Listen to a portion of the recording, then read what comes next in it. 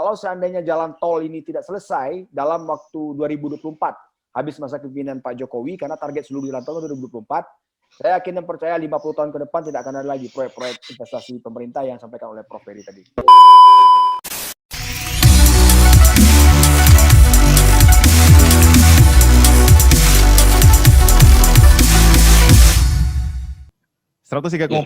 This is the actual radio. Classy People, kembali lagi di program Kata Kaji, dan ini sudah di sesi terakhir mengenai tantangan nakoda baru. Tadi sesi pertama dan sesi kedua sudah begitu hangat penjelasan dari para narasumber kita, dan kali ini kita persilahkan kembali untuk Pak Kaji memandu acara kita. Silakan Pak Kaji. Ya, tadi pendengar Klesi dimanapun berada, tadi sudah diuraikan oleh Prof. Ferry berbagai kendala yang dihadapi dan apa yang mesti dilakukan oleh nakoda baru. Jangan-jangan terlalu tinggi harapan kita atau terlalu rendah. Problemnya kita lihat bukan hanya pada pemimpin, tapi mungkin ya pada masyarakat juga. Bagaimana Pak Asril Nadi melihatnya? Adakah aspek tradisi, kebudayaan, dan cara kita berpikir menyebabkan Sumatera Barat agak terkendala dalam berbagai pembangunan? Silakan Pak. Baik, makasih Pak KJ. Pemerintah itu hadir karena masyarakat ada. Dan masyarakat itu punya sistem nilai. Pemerintah harus menyadari ya, bahwa penyelenggaraan fungsi pemerintahan itu bukan di ruang hampa. Dia berinteraksi dengan masyarakat. Nah, persoalan selama ini yang kita lihat, ini memang kelemahan kita ya, bahwa pemerintah dengan pendekatan yang pengalaman Orde Baru itu, seakan-akan mengatakan bahwa apa yang dibuat itu disetujui semua oleh masyarakat gitu, tanpa ada diskusi dan komunikasi yang baik dengan masyarakat. Nah, saya mungkin bisa mengatakan hal pertama yang harus dilakukan oleh Pak Mahyildi dan Pak Udi itu adalah harus bisa mengidentifikasi. Tadi Prof. Ferry sudah sampaikan, Bung Charles juga menyampaikan banyak hal ya terkait dengan bagaimana karakter Sumatera Barat itu. Sumatera Barat ini memang unik gitu. Pembangunan di Sumatera Barat ini pembangunan yang memang tidak akan sama pelaksanaannya dengan daerah-daerah lain gitu. Ada sosiokultur masyarakat yang memang harus menjadi pertimbangan. Nah, kepala daerah baru, gubernur dalam hal ini harus punya strategi untuk itu. Misalnya yang paling sekarang yang dicontohkan Prof. Ferry tadi terkait dengan jalan tol. Sampai sekarang hanya 5,5 sekian kilometer, 3 tahun menyelesaikannya. Padahal startingnya sama dengan Dumai Pekanbaru dan selesai. Nah, ini apa persoalannya? Nah, dari banyak diskusi yang kita lakukan kemarin juga Prof. Ferry sudah sampaikan juga dalam forum pertemuan dengan beberapa stakeholder ya, memang ada persoalan komunikasi antara pemerintah dengan masyarakat.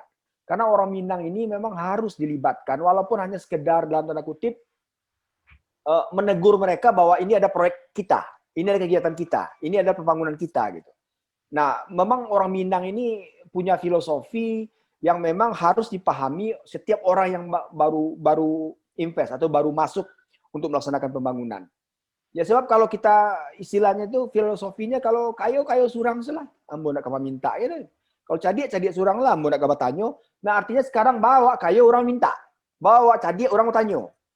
Itu melibatkan dia gitu. Nah barangkali saya mengusulkan kepada gubernur dan wakil gubernur itu harus memahami dan harus mengidentifikasi apa persoalan pembangunan, terutama yang proyek-proyek strategis nasional di Sumatera Barat yang bukan gagal ya, tapi lambat.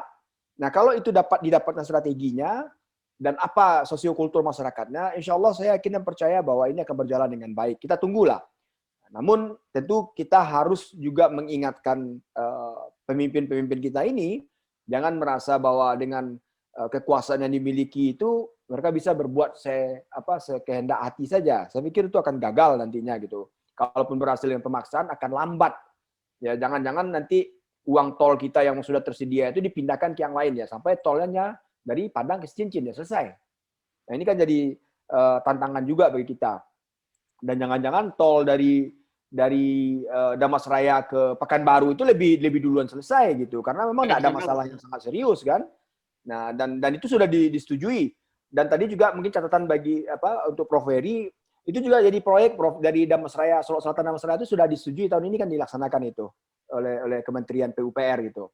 Itu pun karena memang Bupati itu memang agak dekat dengan kekuasaan ya. Jadi memang agak menarik juga gitu. Kalau seandainya bagian dari pendukung rezim ya dan menang dalam pemilu kemarin ya akan mudah dapat proyek-proyek strategis ini.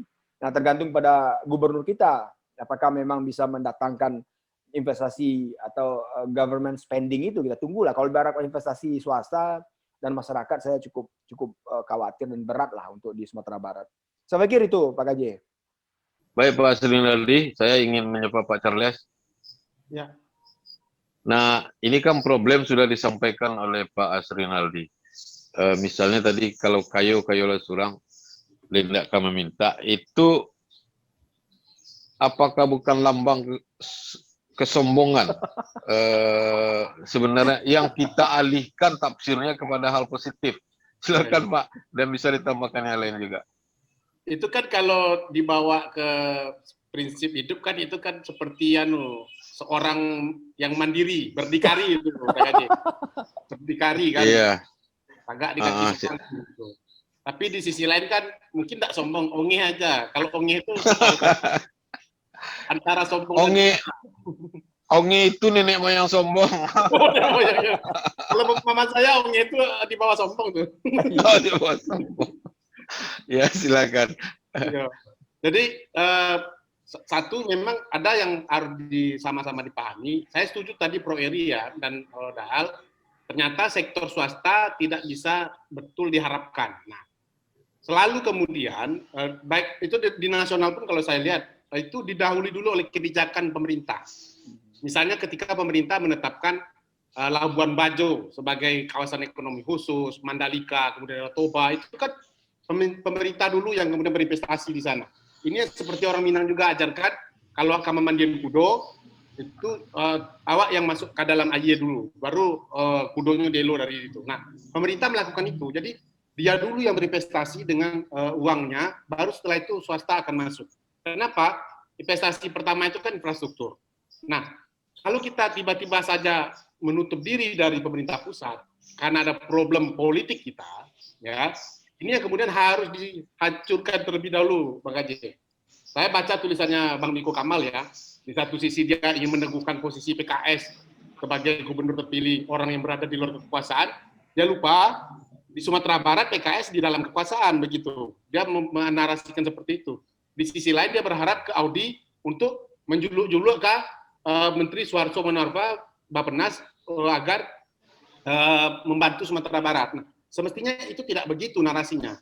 Baik gubernur maupun wakil gubernur harus satu haluan. Kenapa? Karena tadi mengharapkan investasi swasta di Sumatera Barat dan memang dimanapun juga itu sulit ya. Itu teori pembangunannya seperti itu dan memang hari ini pun sektor swasta pun berharap dari belanjanya pemerintah kan begitu, apalagi di era COVID seperti ini. Sektor swasta pun banyak minta insentif ke pemerintah. Makanya kemudian saya pikir penting untuk menghancurkan dulu sekat politik itu. Bagaimana kemudian ya suka tidak suka ya secara kepemerintahan hari ini dengan kewenangan yang ada dan sadarilah bahwa porsi sebagai tugas pembantuan itu yang sebenarnya lebih besar yang bisa kita harapkan untuk pengembangan Sumatera Barat ketimbang porsi otonomnya, porsi daerah otonomnya, karena memang kita tadi sudah diuraikan oleh Daal dan juga Pak Eri, sebagai daerah otonom, ternyata kita mengalami persoalan-persoalan tersendiri. Dan bagi saya itu bukan halangan ya, justru itu di satu sisi ya, kerumitan di Sumatera Barat itu itu proteksi ya terhadap Sumatera Barat bagi saya itu ya. Karena sedangkan begini saja kita sudah mengeluhkan bagaimana ulayat itu bisa diperjualbelikan sedemikian rupa. Apalagi kemudian kita begitu liberal dalam konteks menjaga adat kita. Jadi ini bagi saya di satu sisi menjaga itu, tapi di sisi lain memang dalam konteks investasi itu mempersulitkan. Makanya kemudian hubungan dengan pemerintah pusat itu menjadi kunci. Itu menjadi kunci. Makanya narasi beroposisi dan tanda petik ya, yang kemudian terjadi di Jakarta, saya pikir itu tidak perlu juga ditonjolkan ya. Menjadi daerah DIM misalnya, daerah istimewa Minangkabau, lalu mempolitisasi seluruh persoalan menjadi wacana yang kemudian anti ya pemerintah pusat. Bagi saya itu harus dihentikan. Kenapa? Kan tidak mungkin kemudian kita beroposisi kepada orang lalu kita di satu sisi berharap mereka membantu, kan aneh jadinya cara berpikirnya.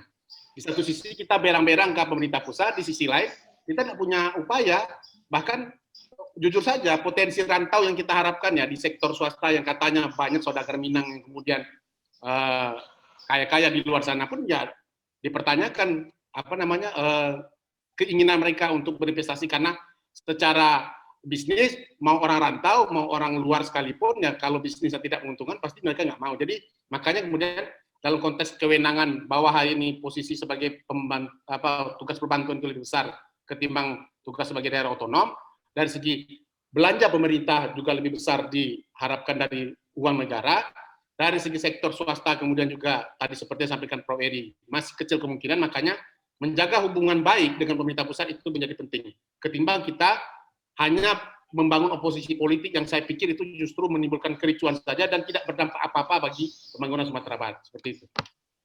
Ya, membangun oposisi politik kalau dengan kekuatan yang baik tidak apa-apa, bagus ya. Tapi kalau di bawah rata-rata air tentu tidak bagus. Hasilnya tidak ada. Nah, ini adalah menit-menit terakhir dari sesi terakhir acara kita di Radio Klesi. Saya ingin kata malui dari para narasumber agak setengah atau 1 menit. Kita mulai dari Prof. Berry tentang Sumatera Barat ke depan. Silakan, Prof. Ya, Sumatera Barat kita berharap bisa lebih baik karena ada peluang untuk lebih baik. Bagaimana peluang ini sangat tergantung bagaimana juga kesempatan ini dimanfaatkan oleh kepala daerah yang baru, oleh semua kepala daerah yang baru, jadi termasuk gubernur dan wali kota, juga bupati, memanfaatkan peluang yang ada. Peluang itu sangat banyak. Nah, kemudian lagi peluang tersebut ya tentu perlu didukung oleh masyarakat. Jadi kalau pandai betullah pemerintah memanfaatkan peluang itu, ya kalau tidak didukung oleh masyarakat juga tidak akan banyak. Dan yang terakhir saya mendukung apa yang disampaikan oleh Charles dan ya kita ini sangat tergantung kepada pendanaan pusat. Nah, oleh sebab itu kita bukan harus berpandai-pandai dengan pemerintah pusat, tetapi bagaimana investasi itu bisa, investasi pemerintah yang banyak itu juga lebih banyak mengalir ke Sumatera Barat. Itu adalah bahagian yang penting untuk menggerakkan ekonomi Sumatera Barat. Karena swasta kita tidak mungkin banyak berharap, dari pemerintah, dari masyarakat juga tergantung dari peningkatan ekonomi, maka menjaga hubungan baik dengan pusat itu adalah bahagian strategi yang harus kita tempuh. Jadi bukan melakukan perlawanan, bukan melakukan hal-hal yang menyebabkan secara kita menjadi tidak kondusif gitu untuk peningkatan investasi. Saya pikir itu Mas Haji KJ. Terima kasih. Menjaga hubungan dengan pusat. Terima kasih Prof. Berry dan Pak Asrinaldi, silakan. Kata malunya. Pertama, untuk membangun Sumatera Barat itu, selain dari investasi pemerintah pusat, saya juga meyakini investasi masyarakat Sumatera Barat itu lebih kepada sosial budayanya, investasi sosial budayanya. Jadi jangan ditinggalkan masyarakat. Kalaupun kita membayangkan bahwa investasi itu hanya ekonomi, tapi sosial budaya juga menjadi bagian penting dalam konteks pembangunan di Sumatera Barat. Sumatera Barat ini memang unik masyarakatnya, bukan seperti masyarakat pada umumnya gitu. Jadi pelaksana pembangunan tanpa melibatkan masyarakat Sumatera Barat dalam konteks sosial budaya atau memahami sosial budayanya akan sulit bisa dilaksanakan. Contohnya investasi jalan tol itu kan investasi pemerintah, walaupun dalam konteks ini pinjaman dari luar negeri misalnya. Tapi kalau misalnya sosial budayanya tidak dilibatkan, masyarakat tidak terlibat dalam konteks ini, ya tentu tetap saja investasi pemerintah pusat tidak akan bisa didukung atau bisa dilaksanakan dengan baik. Jadi pemerintah daerah dalam hal ini gubernur terpilih memang harus bisa berkomunikasi lah dengan masyarakat itu, terutama di daerah-daerah yang seperti Prof. Ferry sampaikan, yang kepala daerahnya baru terpilih dan dilalui oleh jalan tol. Ini barangkali menjadi presiden ke depan, kalau seandainya jalan tol ini tidak selesai dalam waktu 2024, habis masa kepemimpinan Pak Jokowi, karena target seluruh jalan tol 2024, saya yakin dan percaya 50 tahun ke depan tidak akan ada lagi proyek-proyek investasi pemerintah yang disampaikan oleh Prof. Ferry tadi. Terima kasih, Pak KJ. Kabar pertakut yang luar biasa dan mungkin jadi kenyataan. Silakan Pak Charles Simabura tentang kata malunya untuk pendengar kita. Ya, Gubernur Sumatera Barat atau kepala daerah yang kita pilih itu semuanya pasti orang Minang, gitu. Semuanya orang Minang, dan apa yang kemudian kita rasakan pasti beliau merasakan juga, dan saya yakin beliau paham betul tentang sosiokultural juga, kemudian sebagian juga adalah birokrat. Bagaimana membangun relasi pusat dan daerah, termasuk juga komunikasi dengan masyarakat. Nah, ini yang kemudian saya katakan ada 4 pilar yang kemudian harus bersinergi: masyarakat, pemerintah daerah sendiri, swasta dan pemerintah pusat. Makanya, nah, kita tidak bisa saling menafikan. Oh sudahlah, kita abaikan pemerintah pusat, kita fokus dengan swasta saja. Itu baik.